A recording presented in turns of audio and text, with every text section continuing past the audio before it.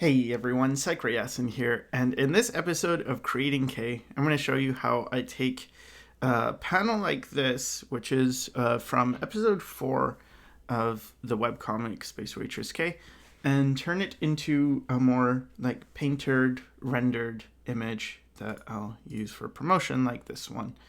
So, boop, boop, boop. And I wanted to kind of guide you through all the steps. So I'll be doing this live. Hopefully it works, because it very well may not. But hopefully it works out. So I'm just gonna walk you through, how I would do this. So I'm starting by duplicating this character, and there's probably going to be a lot of tricks I use, and I will walk you through those. The reason I use them is to save time while painting, because I don't want to be spending many hours on this. I want to have I don't know, not too much time spent to it, but I also want to show you how to get a result fairly quickly. So what I've done is just split, like duplicated it, so I have the original reference, and I have this in case I end up painting stuff and I forget what the original looked like. Here I just have a background. It doesn't really matter what the background is. I'm going to be working, I just want the character to like pop off, so I could go light or darker. Usually I think darker works better for rendered things, painted things. Obviously that's not a hard and fast rule. That's just something I'm doing this time. But yeah, maybe something like that's fine. I have to think about the crop. I don't know if it's great. Let's see. Maybe I want to have a bit less negative space around her. Yeah, the crop's not great, but it is from a panel that's very vertical, which is why this composition is so unusual, because it's directly from, this is from episode 1 of Space Waitress K. All right. So now I got this. So what I'm going to do is I'm going to duplicate this. So I always want an original copy somewhere, and in this case it's going to be just underneath everything. So if I turn on and off the layer, I'll have the original. And for myself, like, everyone's different, but for me, when I want to paint fast, the easiest way for me to do it is usually in black and white, because I'm just better at detecting values. So what I did is I created, it doesn't matter what, I mean, it could be white or black or anything in between, so long as it's completely desaturated, like any kind of gray. So I just filled with a gray, could fill with black, or I could fill with white, doesn't matter. And that's on a new layer above, and I'm going to set that to color, and that's going to make this all black and white. But as you see, it also makes this one black and white, which I don't want. So I'm going to clip it down by, in Photoshop, holding the Alt key or Option on a Mac, going in between the two layers and clicking. So now this is black and white, and then the background's kind of distracting that it's not in black and white, so I'm just going to do the same thing with the background. So now I have a layer with K on it, and then this color thing, so it's black and white, and then the background also is black and white. So if I turn this off and this off, I'm going to get my colors back. And I also have the colors I wanted anyway here. So if I'll show you anyway. So now what I want to do, because I have my characters, and anything I paint now, because it's all clipped to this layer, everything is underneath this black and white layer. So I could pick like this yellow, for instance, and just paint over this character, and it'll not show as yellow, it'll just show as black and white. But then if I get rid of this layer, the color one, it's gonna show the color. Okay, so now's where we kind of start. So it could be tricky. You might be looking at this and like, how do I get from something like this? Like this is it might seem hard to paint. And I kind of feel that way. So what I'm going to do, the first thing I'm going to do is get this away from a cel-shaded line drawing as soon as I can. So the first thing I'm going to do, and I'm going to hide these rulers. I'm going to take a dark and a huge brush. And I'm just going to create a gradient very lightly going up so that we get darker as we go towards the bottom. So you can see the difference that made. Boop, boop, boop, boop. So now her shoes are kind of knocked back, and they're knocked back a bit too much. So I'm going to take an eraser now and just hit the areas I want to get hit by the light. So that's going to be the top of the shoe. I'm going to have that kind of get hit by the light, and then this part get hit by the light. Doesn't affect the background, of course, because that's not on this layer. So there we go, and maybe have a bit of light hitting just the front of the turning edge of that leg.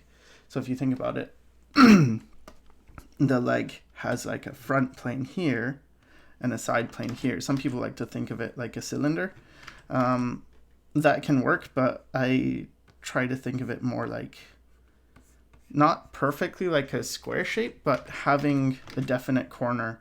So this is the front and this is the side, and I tend to put the highlights on the corners of things if the light's coming from the front.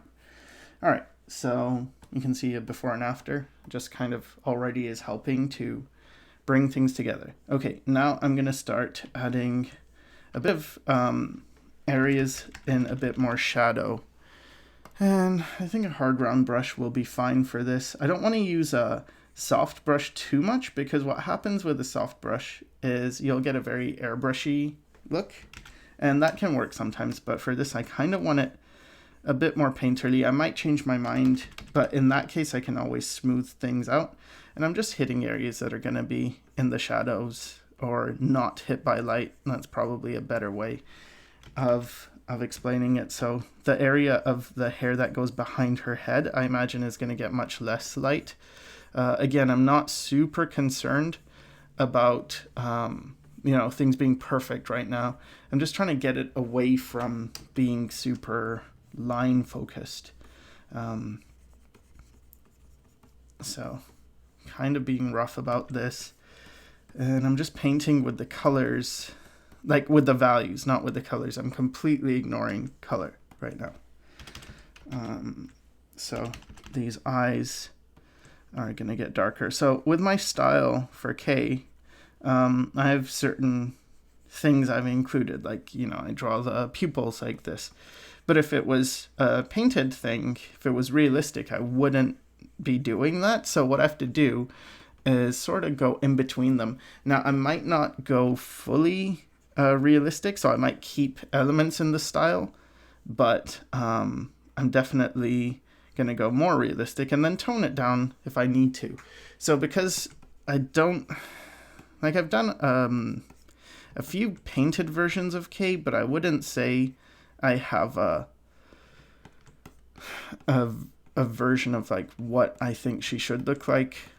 So I'm just trying to figure things out as I go. So right now I'm trying to figure out, do I show that upper lip turn or not? Like, how much of that do I show? So I'm kind of playing around with it. Here I just flipped. I flip a lot. So I figured the best way of showing you things is to just kind of stay true to how I actually paint. I might go a bit slower because I'm talking and I'm not used to talking and painting, but hopefully that's not too much of a bad thing. And hopefully this is okay. Like, let me know if this style of video is compelling to you or not, because I don't know what kind of content to really offer. But I do want you to, like it. So here I'm kind of working out the bigger shadows of the face. Areas that are going to get hit by light and areas that are not. Kind kind of using my darks to sculpt the forms out. Now these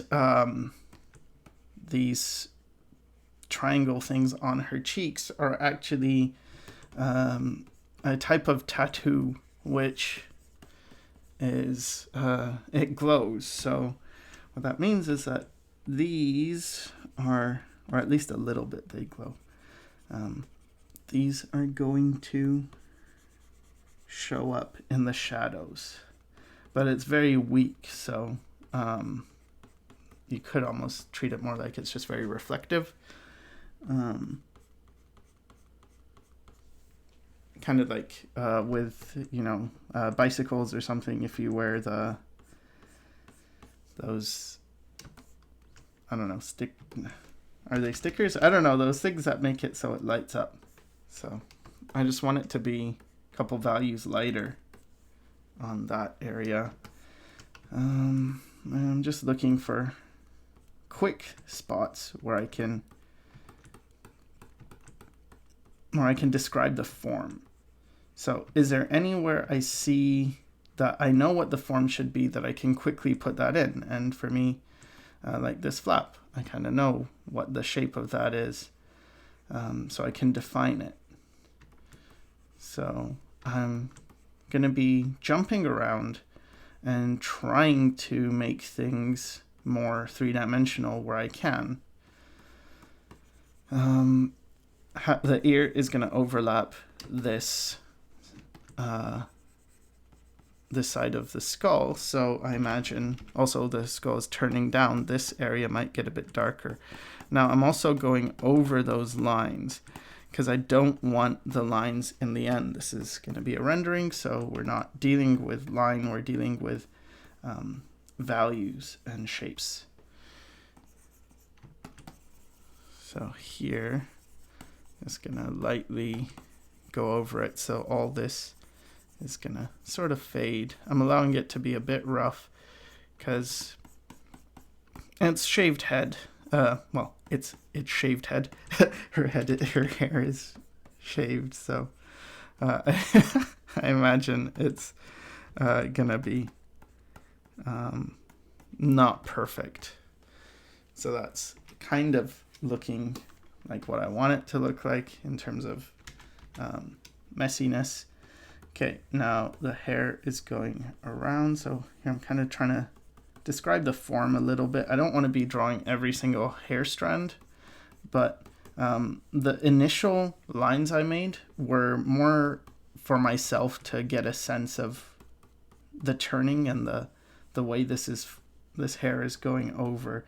Now here I'm going to add some occlusion right near where it meets the skull, so it looks like it's going above and then around. And I'm going to do the same thing for the internal form. So this hair comes around, then it goes down.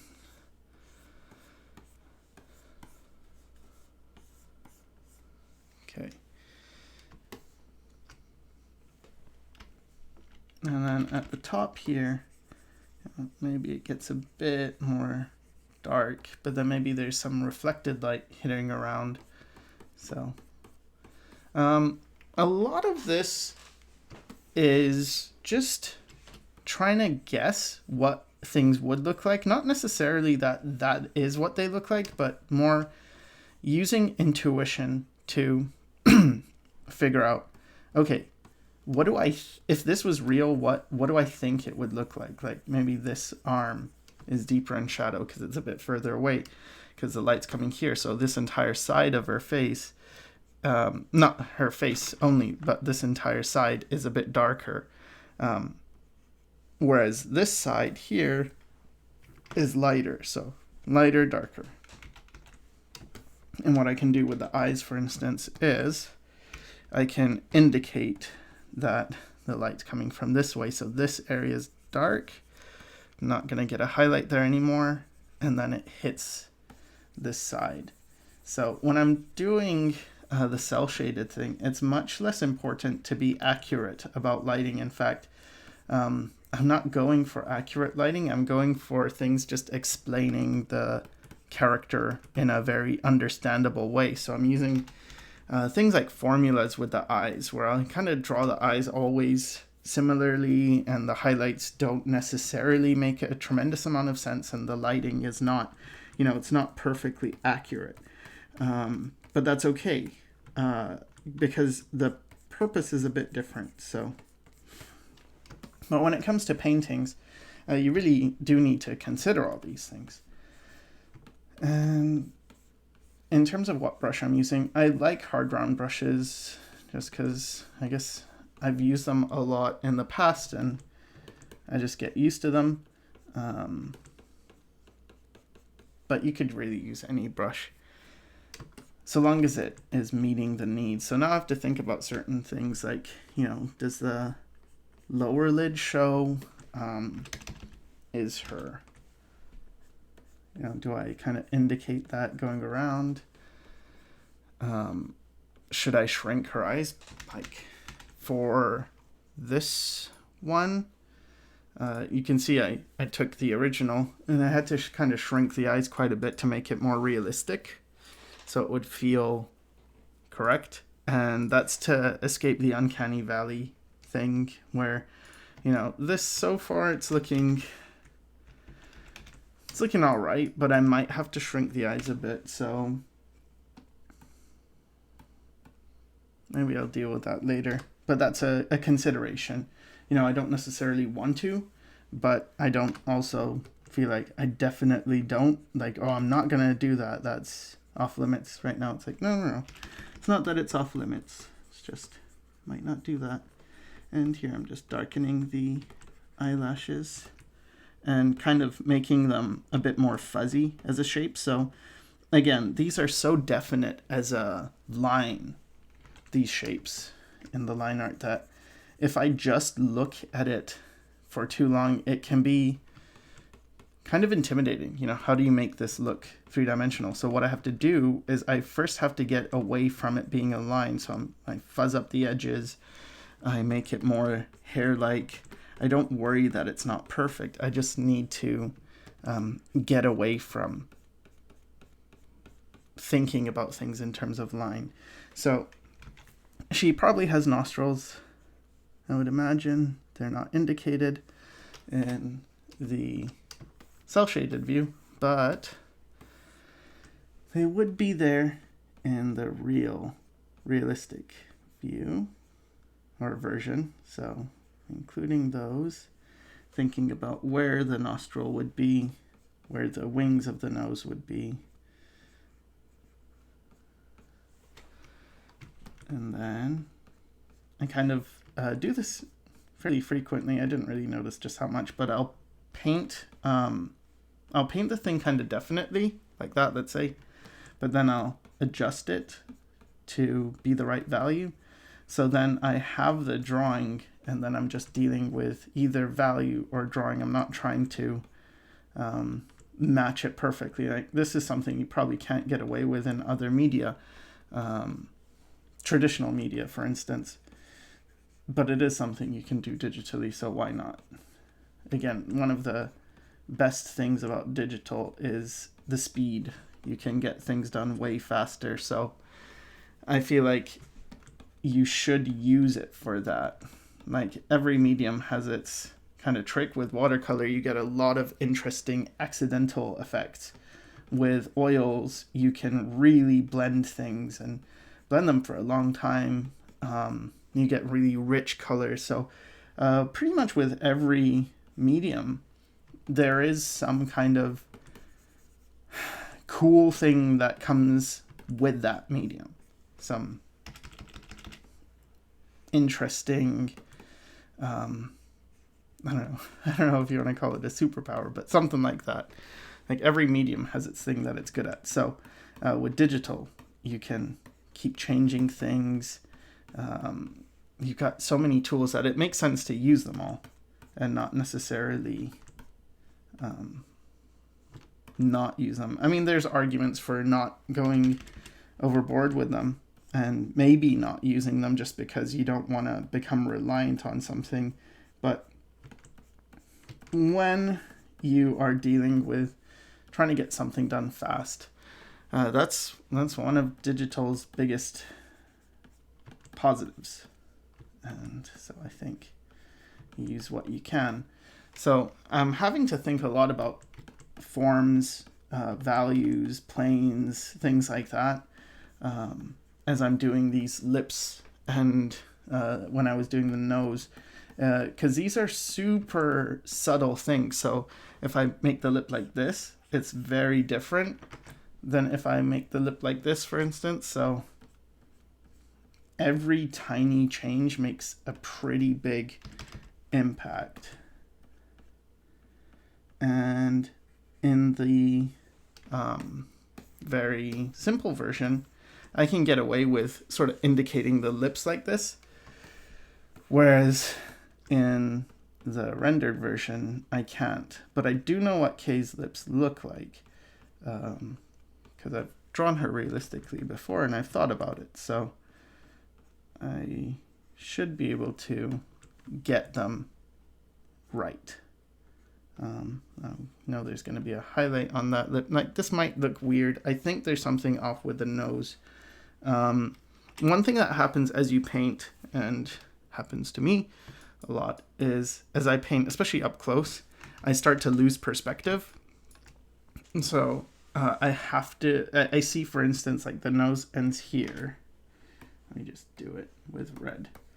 The nose ends here, and then this should go into the lips, but the lips are here. So I've got this disconnect here between the nose and the lips. So I either have to move the lips over or the nose over, or both. And probably moving the lips is the better choice. So what I'm going to do is just going to merge all these together so I have one. And this way I can just move this without worrying. So there. So I moved the mouth over, so now it kind of connects better with the nose. And I'm going to make that color layer again and fill it with white. Come on now.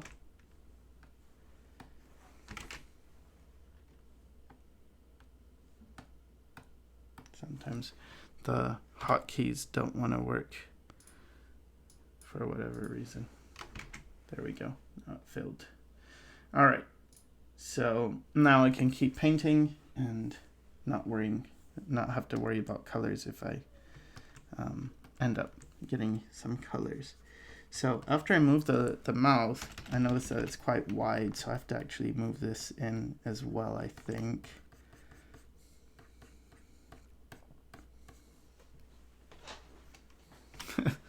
The expression kind of got a bit different. So not really happy about that change. And there's going to be a little rim. Whenever you move anything, you can see here how there's that rim around things. So I have to get rid of that.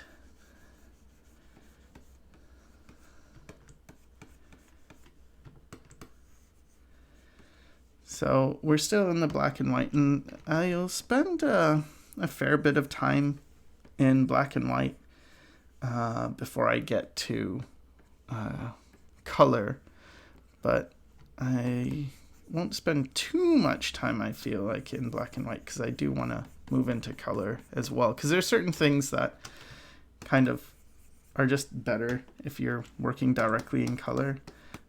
As I said, it's something personal for me where I feel just more confident in black and white, and I've had enough experience with painting to, give both methods a good shot, color and black and white, and I always just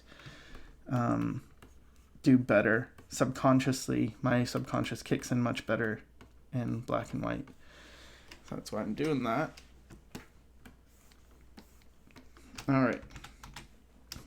Now we've got things like the hand and the rest of this which aren't really done at all. So I do want to tackle that. So I'm also going to get this shadow under the plane of the, I don't know how to call it. Hold on, let me draw it. So if you have, side view, a person, So your mouth, chin, eye, head. This part right here, this under plane, I think it's called the digastric plane. I think that's what it's called. Anyway, this, I'm trying to get that. And because it's facing down, it's, you know, it's going to be in a bit of shadow. So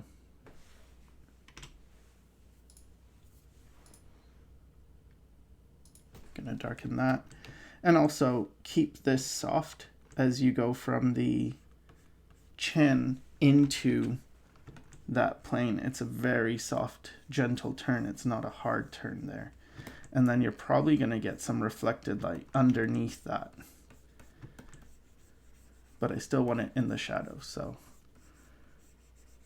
Okay, so we've got that. All right, now let's deal with some big changes to the things, the rest of the body, because it's been neglected. I sometimes will allow myself to work for a very long time just on one area. If I mean, it's not good. You're supposed to jump around a lot with a painting, and I do that as well. But sometimes I really do want to get one area particularly done at a higher level, just so it helps me see the image. And that's what I was doing with this. So I'm thinking if I can pull it off, I'll try to actually not shrink the eyes, but we'll see. Because if I can pull it off, it'll just look like a 3D rendered or a more three-dimensional version of this one. So let's get the fingers in. So the first thing I'm going to do is consider the planes that these are facing. So this part is facing up. This, however, is facing a different direction. So I knock that down, and now instantly it's going to feel more three-dimensional. This part's in shadow. So I can keep that in shadow more. And then, yeah, we'll have the knuckles as well. So I have to kind of see which side the light's going to hit. So, you know, knuckles are kind of this shape. And then you can either have that side in shadow or that side in shadow, depending on where the light's coming from. The light's coming from here, so I'm going to get this part in shadow. So I'm drawing the tendons of the hand. Now this part going over, where the sleeve is coming over, that's going to cast a shadow on the hand. And it's also going to slightly follow those tendons. So I didn't just do a straight line like that. That's what I would have done in the cel-shaded version, because I simplify it. But because this is a painting, I'm going to actually try to subtly indicate the change of plane on the hand. All right, so let's do the same thing for this hand. Just work out the bigger forms. So here I've kind of got some of it described. As the form turns, I'm gonna get a bit more shadow. These fingers all are three-dimensional. So add a shadow there. This hand, the thumb, is not getting the light, so that gets darker, but then this part is getting hit by light. That gets lighter. And then these lines, these black lines, really are not appropriate. So I can take kind of like an average mid-tone color here, or value, and just go over the fingers entirely, so these lines in between are not so dark, because they shouldn't be, right? Wouldn't be like pure black. It might get pretty dark in certain areas, especially here, for instance, where light's having a hard time getting inside, and then maybe, you know, it gets a bit darker right at the creases where, again, light can't really get in, but don't think it would be that dark. Also, there's going to be nails here, so let's draw them in. Boop, boop, boop. Boop, boop, boop. boop, boop, boop, boop, boop, boop. So what I did is I kind of outlined around where they're gonna be, and then I used like a lighter color to indicate what areas would be in shadow. Not super happy with the shapes, so I'll probably have to refine these a bit, like the drawing itself. Don't know, maybe these are too long for her nails because I don't think she has long fingernails, so pretty sure they're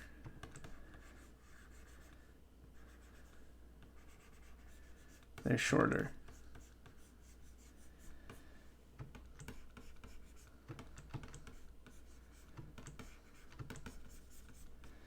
So you just adjust it, and then you're gonna have like this area. I might deal with this in the color stage more, but basically you get the, I forget what it's called, lunella? Don't know.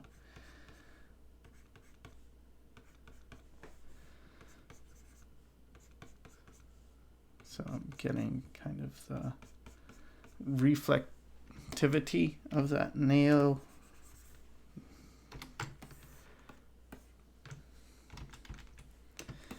And here's an area that this goes over, so that's going to be in shadow. That's going to be casting a shadow. This part, there's a definite form turn here with this shoulder, so there's a side plane, and I should carry that through here.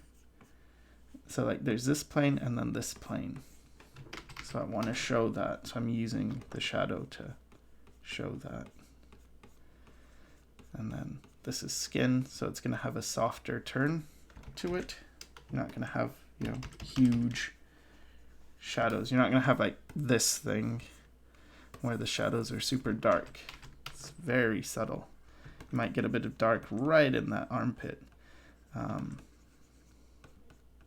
But it's not going to be super dark anywhere else. It's not going to go that far outside. Okay, so we've got this.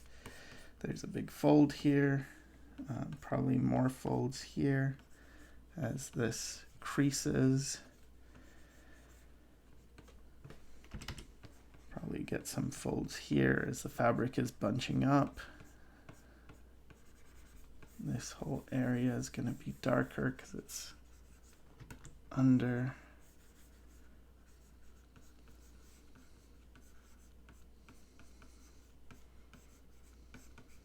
Maybe that crease is too high, so there's definitely going to be a crease line here as this fabric folds, and then possibly here, but maybe not. So a lot of it is just kind of doing it until it looks right or plausible.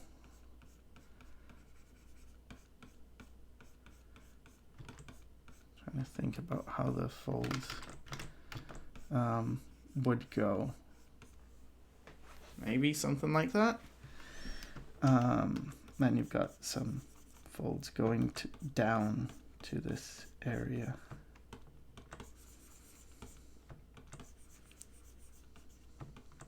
But these ones are gonna kind of fade off, so it's not gonna be as strong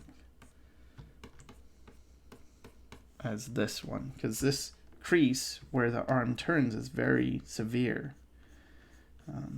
The fabric's really bunching it up on itself, whereas this one, not so much. Okay, now this part of the sleeve is on the shadow side and it's facing the shadow, so that's also going to be darker. So is all this.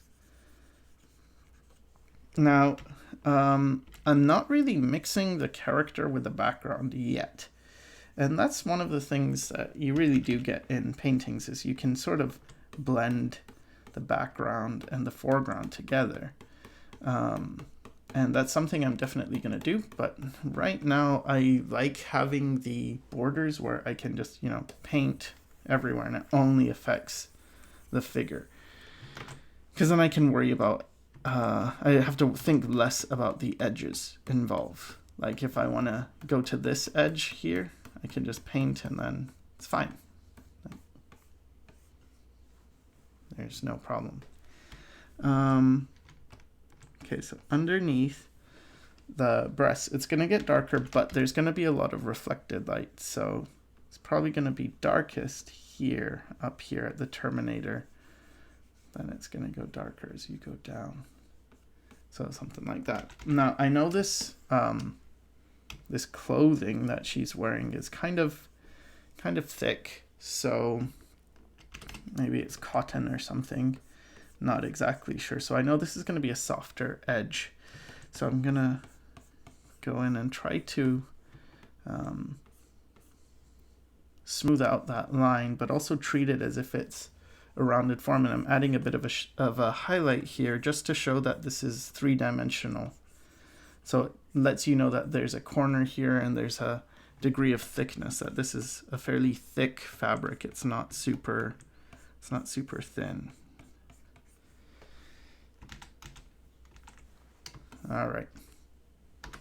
So now for the abs, here I have a line. I don't want a hard line here. I want an area of tone to indicate those muscles. And I will have to reestablish the navel, but it's not going to be as dark as I had it. So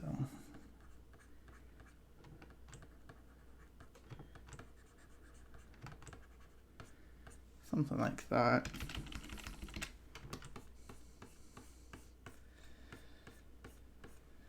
So I'm trying to define the abdominals.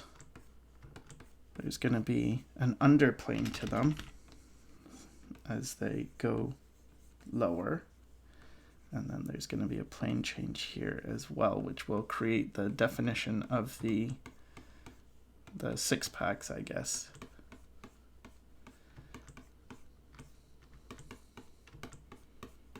And Kay is pretty athletic, so she probably does have quite a bit of muscle that shows. So some of this is sort of smoothing out what I already have, and some of it is adding stuff that wasn't there before. Okay, this turns. And probably gets a bit of light here as that plane turns for the pelvis. All right. Okay, so we're kind of just moving on down. Take this, define the knee a bit more. Now this area, this whole, she's kind of wearing some kind of like yoga pants type stuff. This area is going to be a darker local value. So it's going to eat up the light a bit more. So everything kind of will be a bit darker. Even if here it doesn't look that dark, that's because on this simplified version, I kind of am using it where there is no, like, colors aren't as dark or values aren't as dark as they would be. So, for instance, there isn't any black. You look at this, that looks like black, and, well, that's actually black. Wow. But most of the black is like blue or not quite black, except for whatever reason this one had to prove me wrong. No, I'm perfectly black, man. So anyway, usually it's not as dark. So here, where I'm doing it more realistically, that's not going to look right unless I make it darker, because we know what these materials look like. So you have to go ahead and do that. And then, as I said, like this side of the body is more in shadow, so I have to sort of indicate that. Okay, I overdid that with this, putting it in the stomach, so I have to be a bit more careful. But in this area, I do need to go darker because this is turning. this leg is turning. And this area is more in shadow. Same with this, like this side of the leg is much more in shadow. And I can kind of indicate the muscles as well.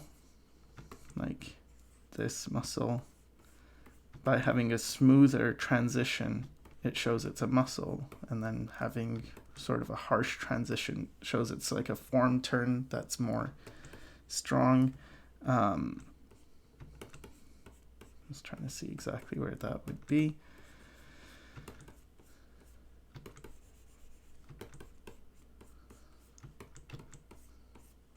I'm just fixing it until it looks right. Of course, it might be wrong, but just looks right to my eyes, because that's all I can really do, is get it so I feel like it's right, but doesn't mean it's right. It just means it looks plausible, and that's what I'm going for. It's just sort of a, yeah, that looks about right. Because I found with art, so much of it is that. I used to think it was about learning hard and fast rules and making things accurate, but actually, it's just about making it understandable. So someone looks at it and it's like, yeah, I know what that. I generally know what you're trying to show here. So underneath the crotch, it gets very dark. It's kind of like the armpits. It's another area that light has a hard time getting into. So you can go pretty dark. But then these areas on the shoes, you definitely wouldn't have blacks here at all. It's way too dark. So I'm going to take actually some light, which is, it's not perfectly white. But I'm just going to go over all this. So I knock it back. I'm going to leave this logo darker because it is sort of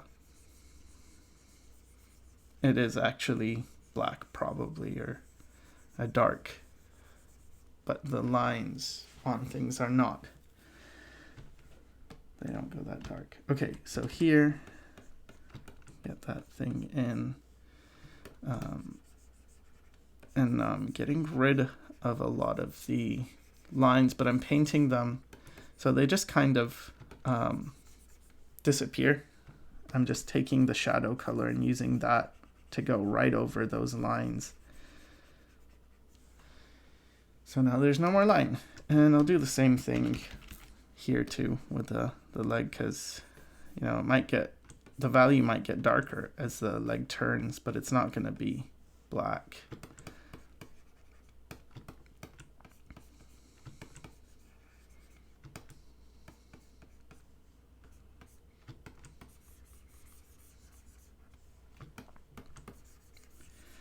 Whereas for the pants, I am going to lighten them up, but it's not as, it's not super necessary. It's not as bad as the skin or the white of the shoe, that this stays so far away from black, because, it still reads anyway as a dark, but when it's around the legs, it doesn't read as a dark, it just reads as black. Like here, this doesn't read like a dark area that's not getting light, it just reads as black. So here I'm getting rid of it, describing the forms more of the abdominals, and here as well. There we go. And then here on the shoulder, definitely, that's not going to be black. Again, you can make it darker to show that, it's going around, the form is turning, but black is not. It's not nearly going to be dark enough to be black. And the back of her neck. The neck is going to be in shadow, but again, not black. And then the side of this hair, actually it might even catch light because it's going around.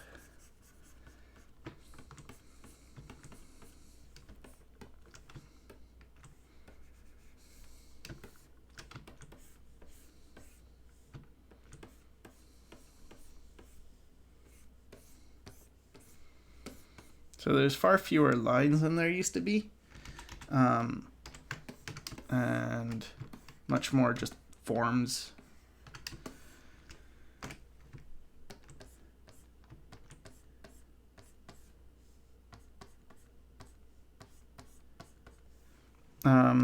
So as I said, I'm not going to be spending too much time on this with these ones. I don't know.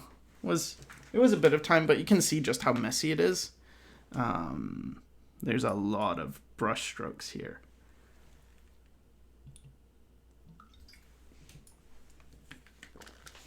So I'm thinking that I'm not going to spend, like, I'm not going to render until it's photoreal at all. Just going to make it so it's sort of plausible. You get that it's a painting. It looks different than the drawn version. I think that's like the biggest thing, is just that it looks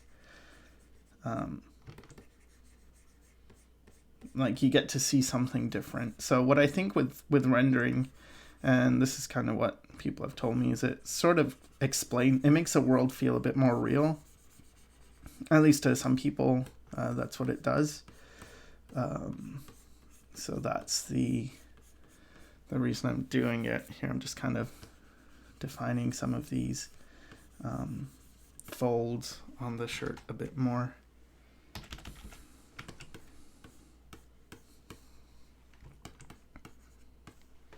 So if it helps to flesh the character out and people can relate to the character better, I think it's fine. It's a good thing to have these types of rendered things. And some people just, they like seeing painted things. They like seeing rendered things that are more described. Where I don't really like is when the conversation heads towards like skill, as if like, oh, rendered is way more skillful and this is amateur because it's, oh, if you're not rendered, then you're like bad or something. Like, that's nonsense. You can do, like, you can be really good and render and really good at not render, and just because you do render, it doesn't mean anything like, oh, you're better. I mean, a lot of people who choose to do a simple style doesn't mean they can't do other things if they wanted to. It's just the simple style probably works best for whatever they're trying to do. All right, now this thing back here is this on the other side, but I want it to pop out and it's not. So here I'm describing the arm with a highlight, a rim light, just to pop that so we see that these two are different. And then this needs to lose all its black because too dark for what it should be.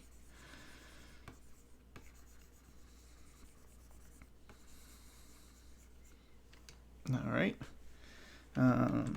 get that top edge, because that would actually be lighter, because if it's a top edge, it's going to be, in this lighting circumstance anyway, it's probably going to be catching light. All right, and then here, this is not going to be flush with the body, so there's going to be a bit of a shadow here actually. As the skin, as this presses into the skin, and there's going to be a plane change here that I have to show on the outside, and then this will get a bit darker but not black, and then there'll be a highlight as well on the rim of that. So you need to go like light, dark, light, dark, light.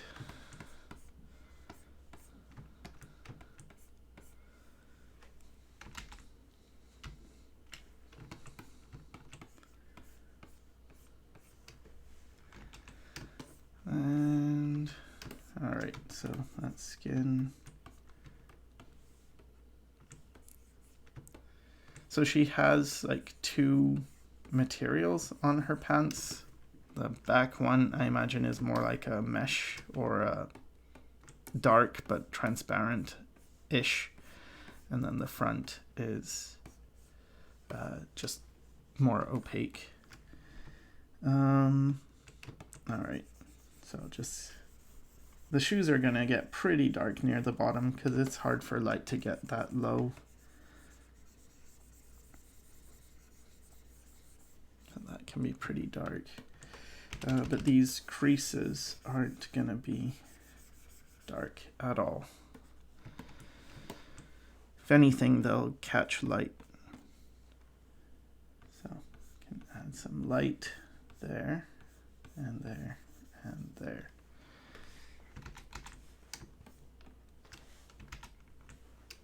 All right. So at this stage, I think it's fine to, oh, hold on. I see some stuff. It's a bit too dark. And this too. At this stage though, it's probably okay to move into color. So I'm gonna show you how I do that.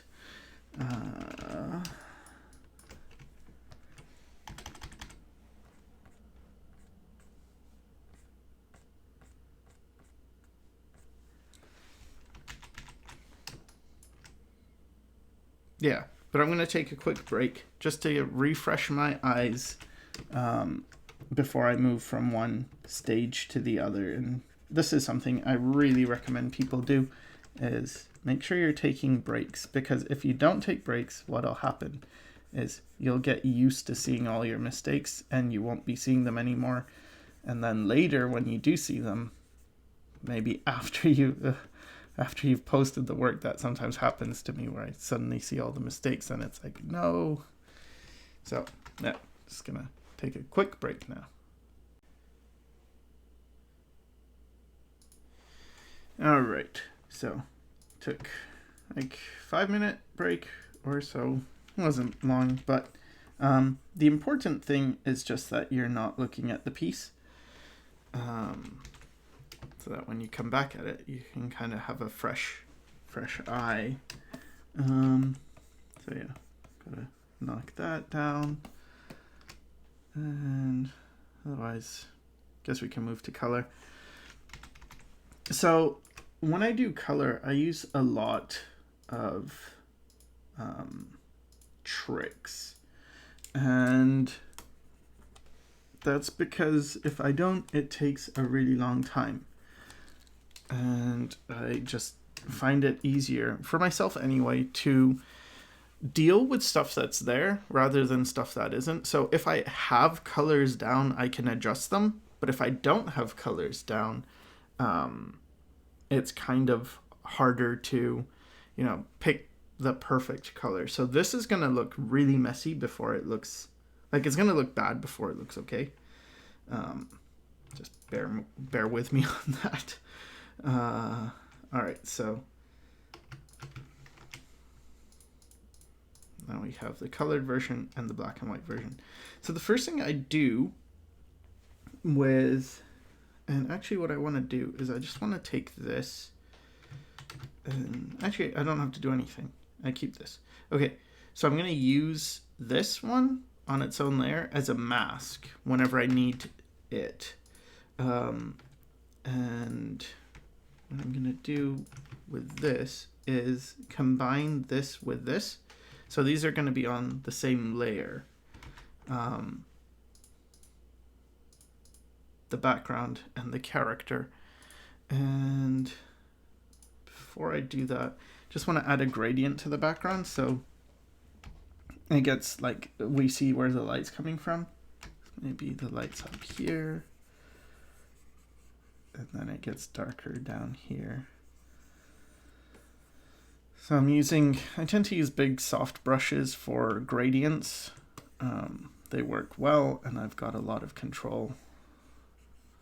So it kind of looks like she's thinking about stuff. And then I want to make sure I get at least a bit of a cast shadow here underneath, especially at least where the the feet meet the ground, there should be an occlusion, an area of occlusion and shadow. And then we said the light's coming from here, so you know, if there's a cast shadow, it's going to be going this way maybe. Right? So it kind of looks like she's planted a bit on the ground. And now I can combine all of this so it's all on one layer. All the the background and the figure are together. And if I need just the figure, as I said, if I hit Control and click on the thumbnail of this one, which is still separate from the background, it will select around it, and that will be my mask. So Control, click thumbnail, boom, got my selection around my character. If I want just the background, I can hit Shift Control I, which inverts it, or Command Shift I think on a Mac, and Command click to get the selection. All right. So now we're going to bring the color in. So the first thing I do is get away from black and white as soon as possible. So what I'm going to do is I'm going to make, I like to use adjustment layers. So I'm going to start with a hue saturation layer and colorize. And I'm going to clip everything down to this layer. And I'm going for me, I personally usually go for like browns, like some kind of underpainting sepia thing. But because it's a very, like, there's a certain type of feeling to this, it's sci-fi. This type of thing suits to classical painting a lot more. But again, because I'm going a bit sci-fi, maybe something in the blues might actually work better. So I'm just creating something that's not gray. All right, but this is a bit too boring. So now I've kind of gotten it from black and white to sort of bluish, but there's not a whole lot of variation in this. So now I'm going to make a color balance layer, and again, clip it down. I'll just make a layer on top and clip it down there. For anything I go in between that is going to be clipped down. And here I'm not worried about making the colors precise in any kind of way. I often will do a few color balance layers for this type of quick coloring. What I want to do is just make sure that the shadows and the highlights are a bit of a different temperature. So I'm going to make the shadows a bit redder and purplier. And then I'm going to make the highlights a bit more teal and green, maybe a bit yellow. So now there's a difference between the shadows and the lights, you see? And maybe I'll raise this a little more. And what this will do by raising it a bit is it gives me a bit more values in the dark. Like, there's not darks yet, so I have a bit of room. And so now I just have this. So that works. And now I'm going to duplicate this original color, put it on the top. So now we have this, and I'm going to put a mask on it, clicking this mask button, add vector mask, and then I'm going to fill that with black, and that's going to hide everything. So now she doesn't show. So now what I'm going to do is start painting, and I'm going to just use paintbrush. It's like that, pretty basic. And I'm going to actually paint in with white on this mask, and I'm going to start revealing areas of this face. Now you can do it with a soft brush and make nice transitions, like very smooth, like that. Or you can use a rougher paintbrush. It's up to you. Maybe smooth is better because it's a girl. With these ones, you can see it's very rough and gritty, but that sort of suits their character.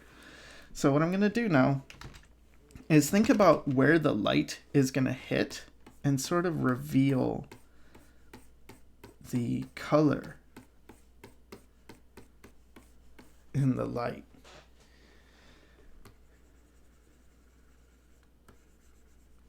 So kind of hitting these areas. See here in the eye, let some of that color shine through. Now these colors are the original colors. There's these colors, so it's not going to be perfect. We will have to adjust it because these colors weren't created to be painted necessarily. They're created just for looking good and standing out and stuff for a comic. But I am going to use this soft brush and sort of reveal the original, and then I'll make more minor changes, because as I said, once you have something, it's easier to work with something than nothing. So I'm using a very light touch here when I reveal this, so I'm actually keeping it fairly desaturated, and then just sort of revealing it in places. So here, again, where the light hits, that's where I'm going to let more of this color show. And I might go over the shadows, but when I do, I go very lightly over the shadows. And I don't want to actually hit the lines too much. So I want to make sure I'm not really hitting those lines. And more than anything, I think this is just about getting some basic color information down that I can then work with. And that it's desaturated, it's not a big deal. Just need some color here that I can play with. So here, this will reveal some of that color in the leg, and certain parts, like you'll see, just big areas I'm not even touching. So here, because the shoes are fairly colorful, I do want to reveal more. So here we get that strong color. But again, I'm trying to stay in the highlight area or in the light area, not go too much into the shadow. Okay, so that's kind of sort of a first pass. Probably get this a bit more bright. This part here. And if I find that I kind of overdid it, I will just hit undo and fix it. Okay, so now we've got like some basic colors in. It's important with paintings to understand that things often aren't going to be as saturated as they would be in a super colorful, like cel-shaded style. So you don't need to worry too much if things aren't, perfectly, like if you're losing saturation, that's kind of normal. You can always bring it back, but bring it back in a controlled way. But I do want certain areas where the color does shine through. So there.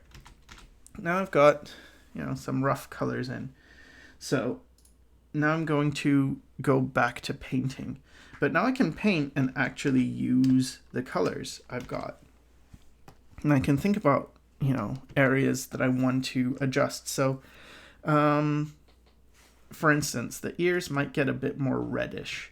That doesn't mean they're going to go red. It just is red-ish. So I'm going to select the color of her skin. And I'm going to move it towards red, which in this case is going to make it a blue. Because I moved towards red. I didn't go like red. We're at red now. I took her skin, moved towards red, which is sort of this blue. And I'm going to lightly go over some of these areas like the nose, and the ear, the knuckles, just to give it that deepening of sort of a reddishness, but in context. I also know that her nails are actually orange. So I can go ahead, put those in. Those are just painted though. And then now I go in and I just manually kind of select the color and boost it to whatever it needs to be. So if I think, well, this needs to be warmer, I'll warm it up. If it needs to be cooler, I'll cool it down. So for the lips, for instance, I'm going to warm them, but that makes them sort of a purple, not a, doesn't turn them into a red, it turns them into a purple. This area of the lip is going to catch some light, but it's going to actually be brighter. So I'm selecting like the highlight color and brightening that even more because the lips are reflective. So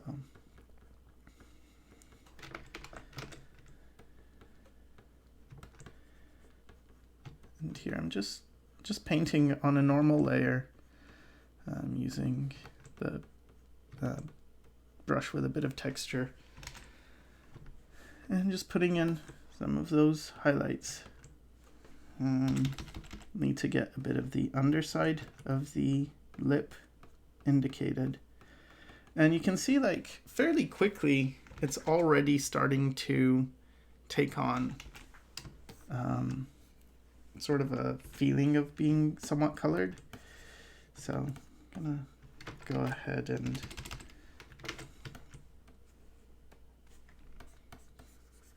hit the eyes. Again, reestablish this eyelash. Again, she's got a very stylized eye, and if I keep it that way, on one hand I get the sort of this style to shine through. On the other hand, it might look less realistic. But as I said, I might be okay with that. I think it might work better for this to actually let her still look quite similar to the original, just for the sake of the promo art thing. And all right, so now this is kind of a slow process and a boring process, probably to watch, but I'm just gonna go in and sort of kind of correct everything. Take the colors, warm them or cool them as needed, which really depends on, you have to kind of think about the light and what areas are going to get hit by the light, what areas aren't going to get hit by the light, and then do that. With that determination, you figure out, like for instance, this is going to crease under, so that might get a bit of a highlight, but then that area here would get shadow. Then this is going to get pretty dark, but then again, and here the finger as it goes under is going to get pretty dark. So that type of thing to make things feel three-dimensional is pretty much what I've got to do over and over.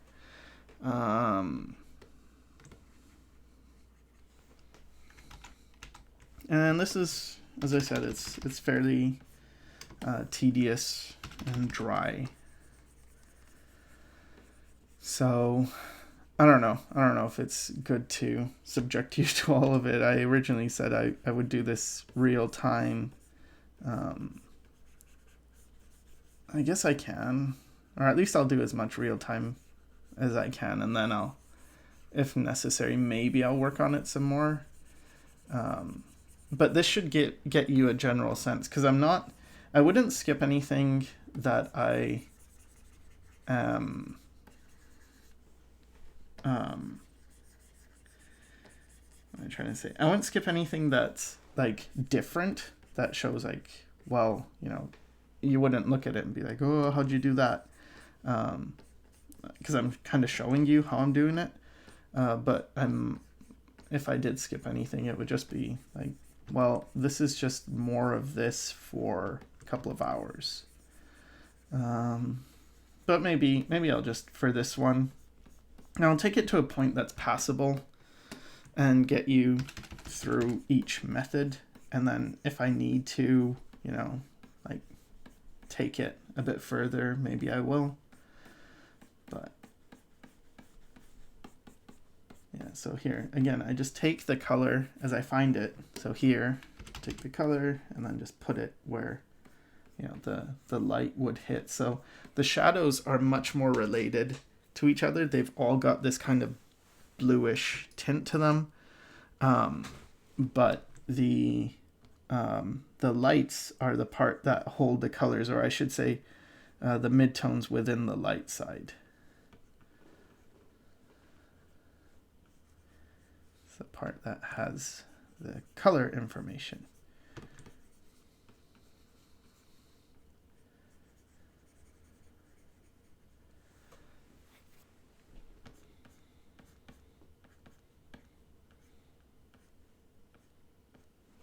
So I add the highlights on like the center of those fingers because they're still cylindrical, and that helps them feel rounded.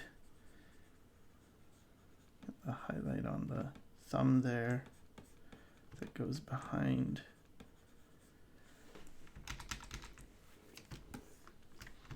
And this area, I probably want it to be a bit more desaturated than it is. The back of the leg here. And this should all be a bit more blue. I'm going to use a soft brush to kind of knock that in, because with often, you know, you might wonder, where do I use a soft brush and where do I use a hard brush? Well, where you need it. So here I need a soft transition for this to read as smooth and soft. So I'm using a soft brush. But if it would have worked better to use something harder to get that, then I would have. So it's really as you need it. And sometimes it's just as simple as, is it a hard edge? Like, is this a hard form? Then use a hard brush. Is it a soft form? Then use a soft brush. And in the case of the legs, you know, pretty smooth, pretty soft. So using a soft brush. Here I'm making sure the dark is sort of at the terminator, so I get a little bit of reflected light, but I'm actually going to add more of that later. So we got that. The hair definitely needs some work because we've still got these, you know, strong lines which shouldn't be there. We don't need lines that are black in the hair. And the hair is a pretty strong color, pretty intense. So I can't allow it to get too desaturated. So what I'm going to do is actually up the saturation in the hair, just because it is so iconic. Now, see how I kind of went over? This is a time I'm going to hit Control, get that mask, and use that. So I kind of like how this fade is happening from the pink to the blue. So keep that.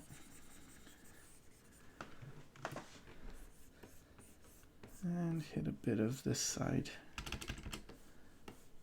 Let me get a few indications of the direction this is turning. So again, it's not so much about drawing individual hair strands as getting hair to indicate how this is turning. And then here can sort of select that. Now at this edge, I could keep it a hard edge or I could keep it a soft edge, but because it's shaved hair, I actually want to keep it softer. So I'm letting it kind of fade into the background. Like that. So now it's softer and it feels kind of soft. And I want to do the same thing for this edge as well, as the hair meets the hairline. I want that to be a much softer edge. Don't want that to be hard.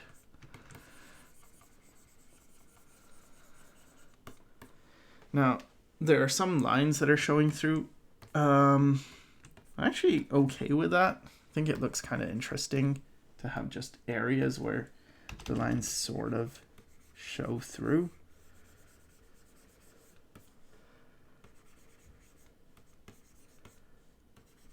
And then here I'm adding a saturated dark, so things hit. Okay, now going to, actually I want to lighten this lip because it's a bit too dark.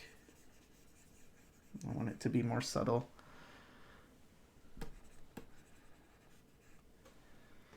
Kind of like that.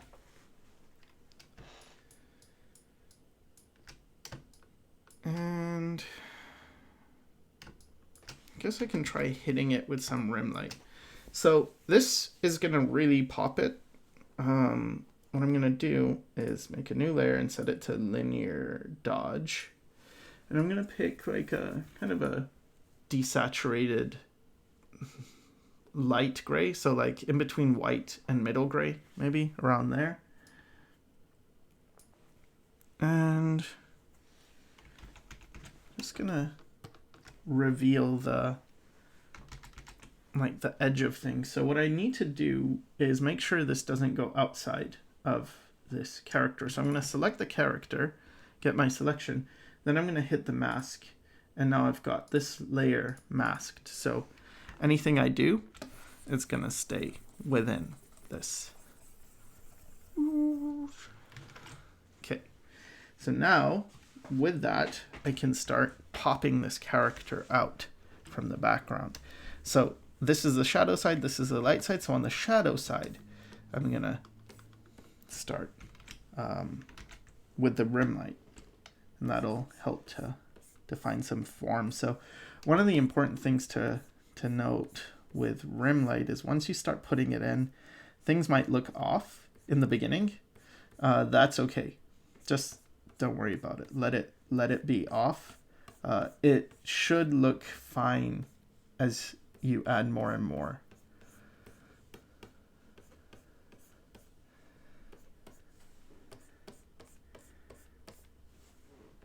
So I'm kind of defining it.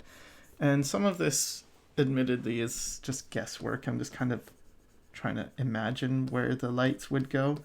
And some of it is just like what needs to show up more, and I'll bullshit it. Like maybe light wouldn't get here. Maybe that doesn't make sense, but this isn't really showing that much, so let me show it. So for instance, this side of the face, this is in shadow. The hair is pretty much blocking it. There's no reason light would go there, but I kind of want this form to read more, so I'm going to hit it with light anyway, so that I get that form to read. And then here I'm going to really hit it with light, so I get the side of that face to pop out. Again, it's a lot of bullshit, but that's kind of what they do in Hollywood and stuff like that. They add a lot of bullshit lighting just to make stuff kind of pop out. Okay.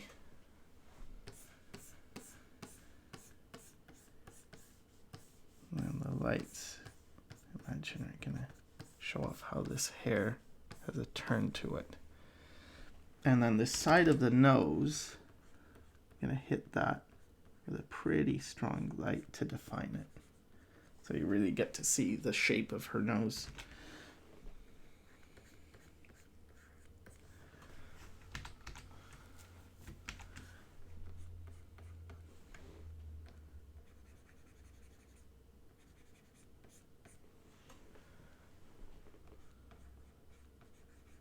And we'd have the side of this lip that also gets hit. So here you have to put in your knowledge of the planes of the face, put all that to work to figure out, what would get hit and how would it get hit.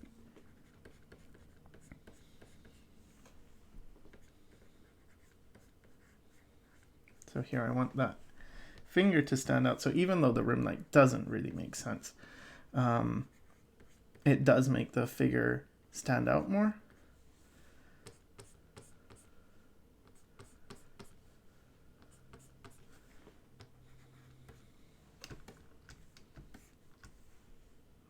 and I get to sort of describe the structure of things, you know, like the bones, where do the knuckles go.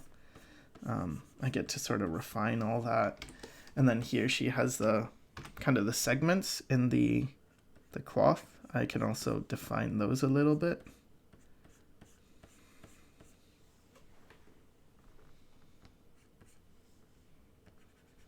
Maybe not too much, because this is soft fabric, so you're not gonna get super hard shapes, so I have to remember that and kind of fuzz it out. Let all this be a lot more fuzzy. This area can get a lot more fuzzy because again it's not reflective. Probably shouldn't be getting any rim light at all, to be honest, but I still want to cheat it just so I can get things to read. So this overlap where the arm goes in front of the chest, I want that to read. And there.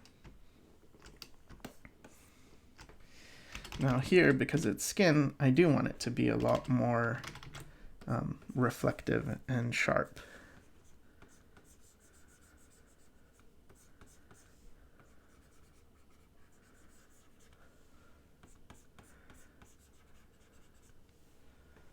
And then for the yoga pants, I imagine they're sort of in between. They're not as bright as the skin, but not as dull as the sweater.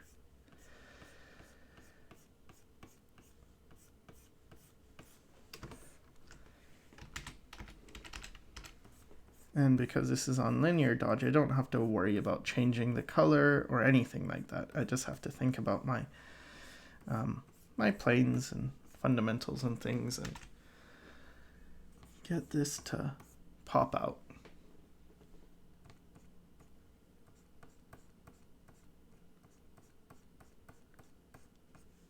Hit that knee and then pick up below. And maybe this leg gets a little bit of that. And then possibly here on this side, you pick up a little bit.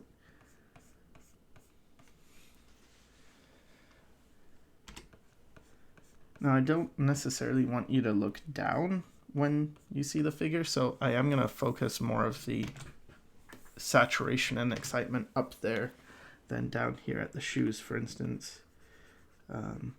Gonna let that be a little more implied, because anywhere you add detail, that's gonna make the eye want to look there. So you really need to think about, you know, is this worth it for my eye to look in that direction?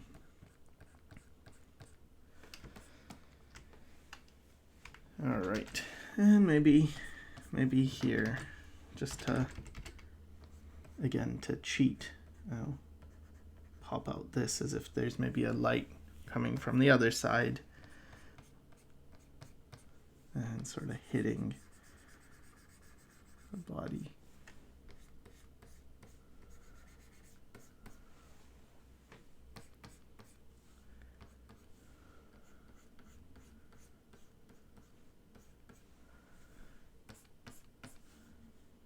And it should help to, you know, define some of these folds.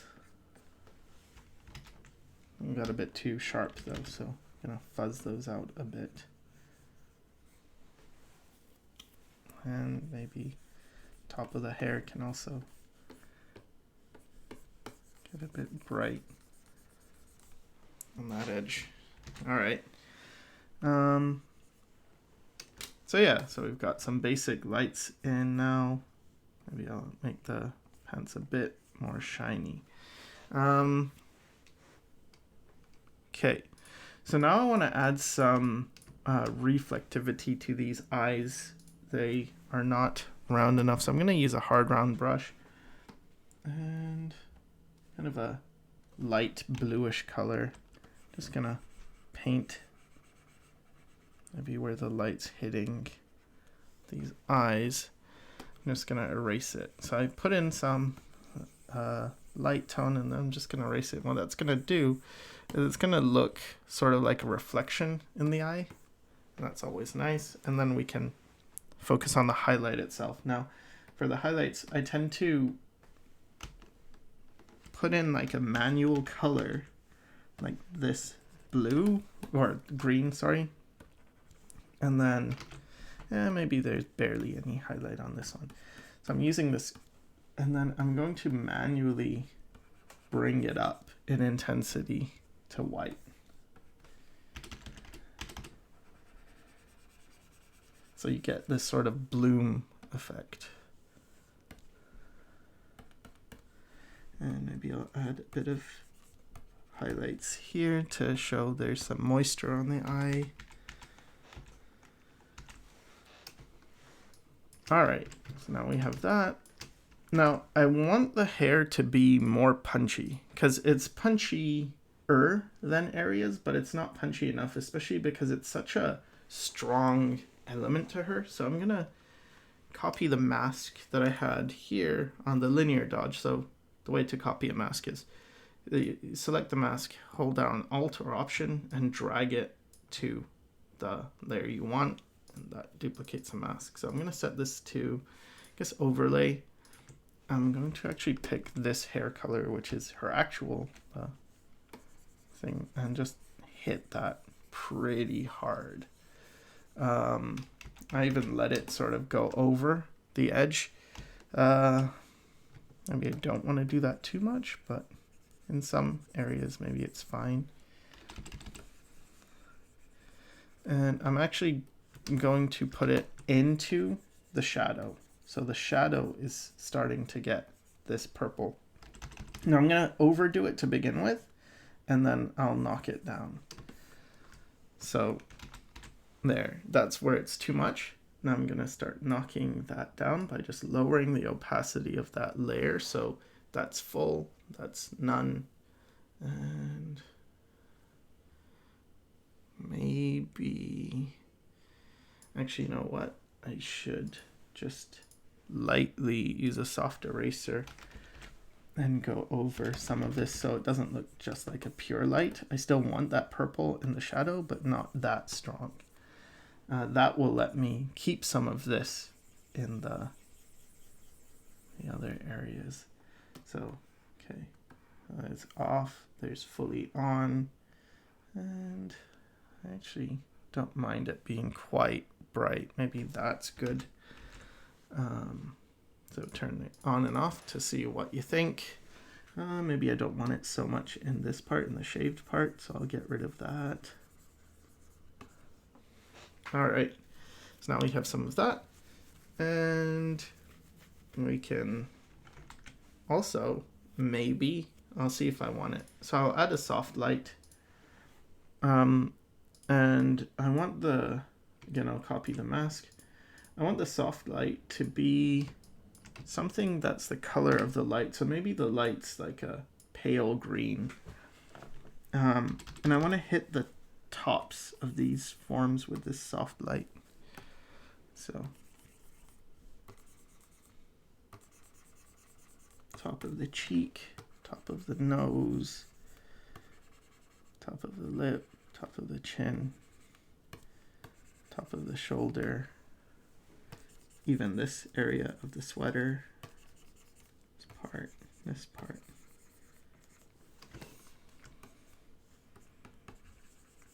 This area. So I'm just, wherever it's a top facing plane, that's where I'm adding this soft pale green light.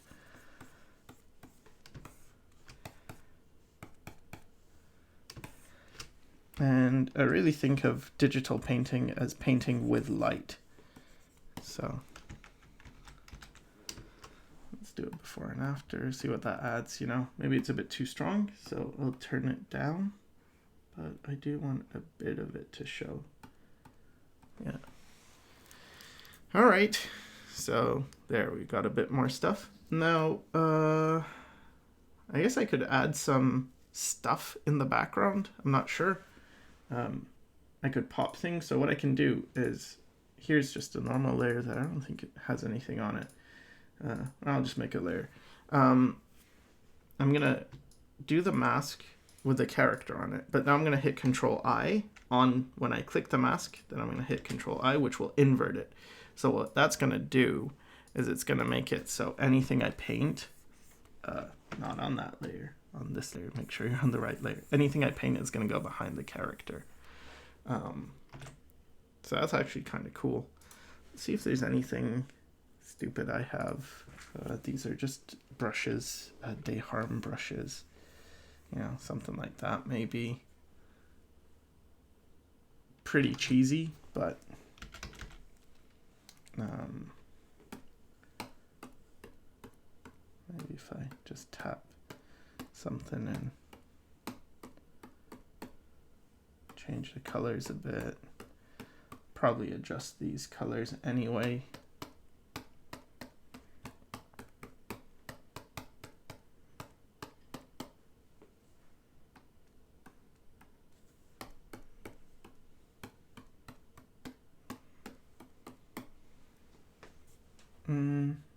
Okay, let's just shift the hue. See if there's anything here that's actually cool. Like this kind of works with the colors because there's a lot of purples and teals. And then let's see if there's any interesting layer modes. Just go through all of them. Kind of like this overlay. I mean, it might be a bit strong, but it's easy to turn it down. Okay. And that works as well, lighter color. And then just something to have, just a bit of something going on in the background. Let's make another one. And also at the, near the top anyway, I'll make a layer that is white so I can get a sense of the value. So values wise, it's kind of working, but I feel like it gets a bit too bright at the bottom. So that's an easy fix. One of the things you can do is just make a hue saturation layer, lower the lightness, and then here I'm going to actually make it a bit more purple and a bit more saturated.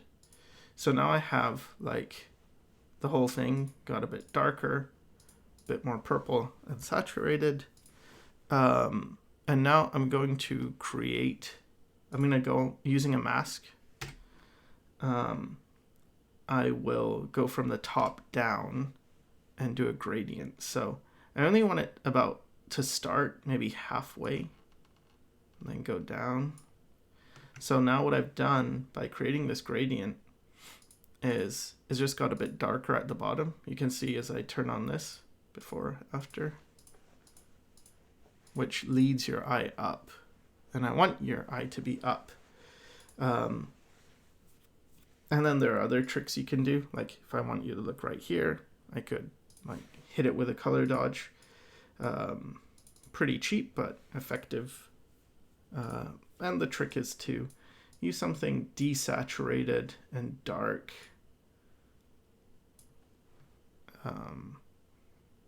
And then I also turn these two boxes off. You double click on the near the text, you double click and it'll bring up this window and you turn those off. And I'm just gonna select on her face and then hit that. And that looks terrible because the layer mode is normal. So I'm just gonna change the layer mode to color dodge and you can see how it sort of, boom. And maybe on her hand as well. There's a little bit. So with these effects, they're usually too strong. So what you do is you put them in and then you tone them down. So I like mine to be something like that, where you don't notice it too much. But if you look at the thumbnail, this is where I look at a lot of the image, is I look at the thumbnail. If I have it off, it's like that, and then on, it kind of, see how your eye kind of focuses on the face more? So that's what I want, just the focus on the face. All right, and then I also want a bit of a change with color balance and stuff, but I tend to do these things near the end. So if I do work on this, it's pretty much like rendered enough, I think, to be kind of different from the original. It looks a bit more three-dimensional, but there's definitely, you know, time you can spend and make a bunch of small changes. For instance, let's say I wanted to bring in some green into the shoe. I could, you know, put in some saturated green and just sort of hit certain areas.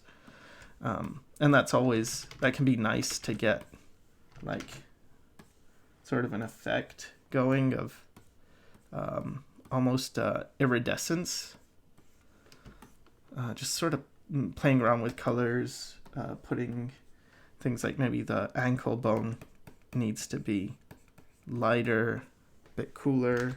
You can go ahead and add all these little details, like, oh, the nails aren't really defined. So, you know, you could define them. Maybe it gets a bit more yellow here.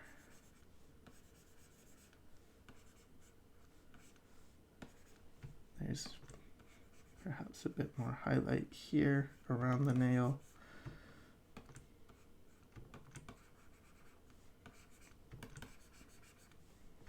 Things like that, just little things you can do to enhance the image, and you can spend hours and hours doing this. Maybe there's like a stronger highlight right on the rim or on the edge hitting the corner. So things like that. I don't actually like this nail. Feels too long and too big, so I'll bring it down to about there.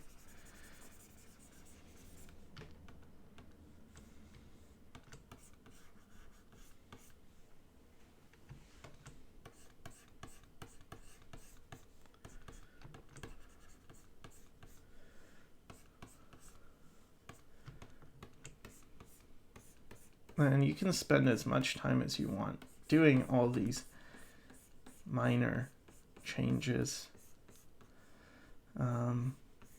But, you know, the major things are done, and hopefully it gives you a good sense of, you know, the process. And then at the end, there's a few more cheap tricks I think to do. So, one thing you can do is make a new layer, set it to overlay, get a big brush, and kind of throw in some random colors, like just jump around, throw in some blues, oranges, purples, whatever. And then reduce the opacity of that layer by a lot. And what'll happen is that just creates a bit of variation in color. Like, it's very subtle, but there's some color variation there now. And then what else? Another thing you can do is sort of you could just duplicate the whole thing, but I only want the character, so whatever. So I can duplicate it and then keep this clip down and throw a blur on it. So Gaussian blur. So everything's kind of blurry now. And then what I can do is throw a mask on that and just paint out the areas I want to not be blurry. So you can see how everything's kind of blurry. Then as I paint in the areas that I want you to look, they stop being blurry and then they come forward. So if it's not coming forward, I cannot really paint it, but if it is coming forward, I can paint it more, and that'll enhance the depth of it. So I don't know if that's even viewable really, but that's one thing. And you know, overall it's good. You can add like subtle things as well. Like I could just maybe throw on like a lighting effect. Sometimes I do these, and it just lets you kind of, well, doesn't seem to be working right now. Okay, let's not do that. But there's other things you can do. You can manually put in lighting effects, like just put a linear dodge, and something like that if you want it to be lighter, and then just turn it down to whatever looks good to you. Maybe color dodge might be better. So now we're really looking at her.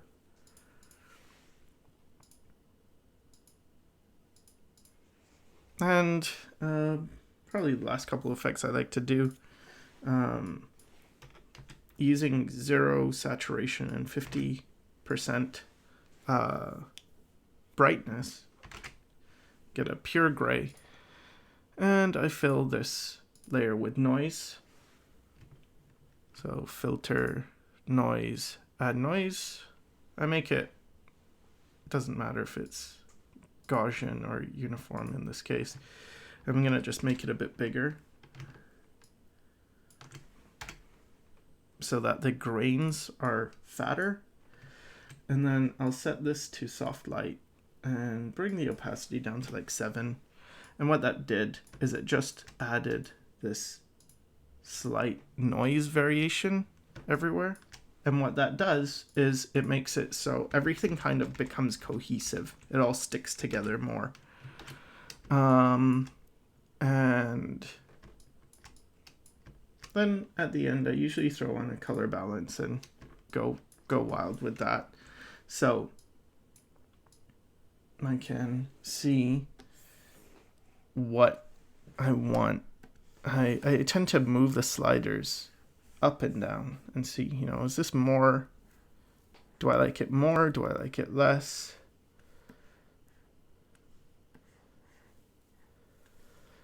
And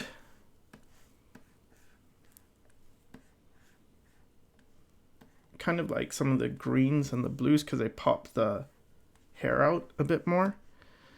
But yeah, it's just about sliding it until it looks good. Some of the changes are subtle, like I'm not doing like huge changes like this. You could if you wanted, but don't really want that. So something like that. And you can see it before and after. Before, after. So what it does with color balancing is it really harmonizes all the colors. If you were slightly off, like using some of these colors, maybe, let's say they didn't really work that well, this really fixes it. And then I just feel like you just go and paint. Like, you can take small things. Here, I'm going to actually paint underneath these 2 layers and turn them off. And like, let's say I want this eye to stand out a bit more. Maybe I'll actually paint in like with color, like really strong color, just to super saturated to pop those eyes out.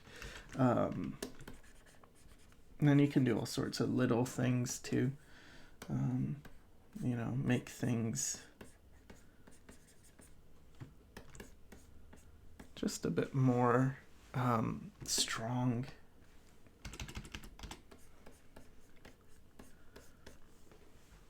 Maybe I want to highlight the unique shape of these eyes. Things like this, this area on the cheeks, that could be a lot brighter instead of this black. You can get rid of that. And here's where, you really can noodle for hours and hours and hours. This is where you lose all your time. But all the big stuff has been done. So I'm not spending hours, fixing major issues. I'm just doing tiny little fixes. The big things are all in place. I don't need to worry about them. It's only the little areas that, I can make changes. This shiny part of her. So there's some rim light, but where it hits the shiny part of the tattoo, maybe it gets a different hue to show that that material is, like, light interacts with it differently.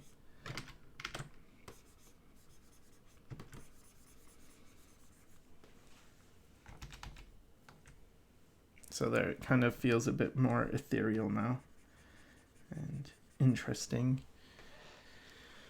Maybe I'll punch up some of these colors in the eye. Just make those stronger, because I want you to look at the eyes.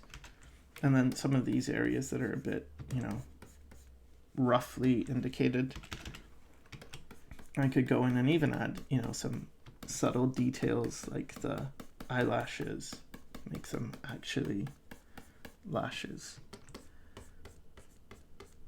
Maybe some of them are catching some light, so here.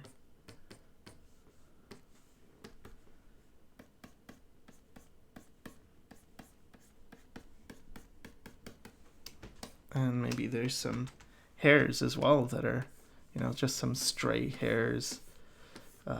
Adding a few hairs when you've got the major form done, just adding a few like wispy little hairs makes it feel like you spent all your time drawing a bunch of details that you actually didn't. So it's a good way of making the viewer think you spent a ton of time. And, you know, can add some, just some stray hairs that didn't quite follow the shape perfectly. They kind of know what they're doing, but they're a little confused.